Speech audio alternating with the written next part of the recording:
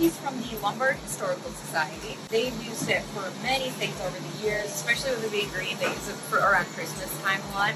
And I actually borrowed it to do a production of The Miracle Worker, which is the Helen Keller story. Vintage clothes, historical clothes, they get ruined. Like, it's just a fact, and we want to be able to preserve it. So having a tailor like you guys around is fantastic because, who's going to do it? It's very specialized knowledge. So. Can you tell us what repairs this jacket needed and how easy it was to get the repairs done through Tadmore? Yeah, sure. Basically, our mutual customer here came in and dropped it off. I mean, this thing was totally shredded.